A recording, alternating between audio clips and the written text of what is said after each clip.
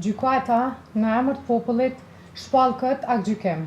I akuzuari Blerim Avdiu me dënat personale si në shkresat e lëndës shpallet fajtor për shkak se ekziston dyshim i bazuar mirë se me datë 2 mars 2025 me rastin e një postimi të një fotostorie në Facebook nga i dëmtuari Faton Peci si ministër i bujqësisë, pylltarisë dhe zhvillimit rural lidhur me aktivitetin e tij si ministër.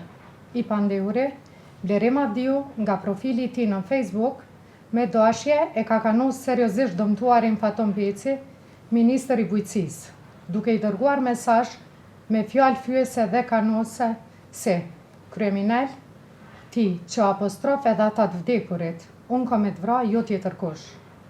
Krye kriminal, ti gjallë e unë nuk kemi me jetu. Një po të thamë, qatë ditë se të më rrinë Kosovë, as një ani nuk kena me kanë këtë jetë.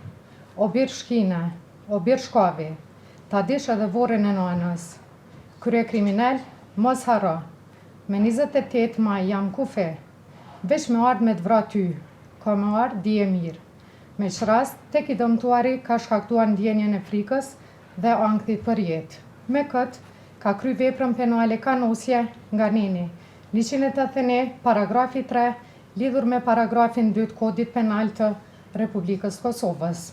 Andaj gjykata, duke u bazuar nenin 1, 4, 7, 8, 9, 10, 22, 38, 39, 20, 22, 69, 70, 79, 181 të kodit penal të Republikës Kosovës, si dhe nenit 364 të kodit të procedurës penale e gjykon.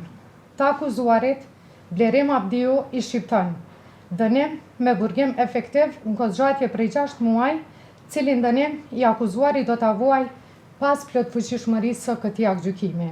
Në dënimin me burgim, i llogaritët edhe koha e kaluar në masën e paraburgimit nga data 14 mars 2025 deri me datë 26 mars 2025, si dhe në masën e arrestit shtëpiak nga data 26 mars 2025 deri me datë 13 prill 2025. Obligohet i dënuari që në emër shpenzime procedurës të paguaj 20 euro në emër të paushallit gjyqësor, si dhe 20 euro në emër të kompenzimit për viktimat e krimit. Pala e dëmtuar për realizimin e kërkesës pasurore udhëzohet në kontest të rregullt juridiko-civil. Palët, lidhur me arsyetimin e vendimit, do të njoftohen me shkrim brenda afatit ligjor kundër cilit kanë drejt paraqesin ankesë në afat prej 30 ditësh përmes kësaj gjykate për gjykatën e apelit të Kosovës. Ditën e mirë.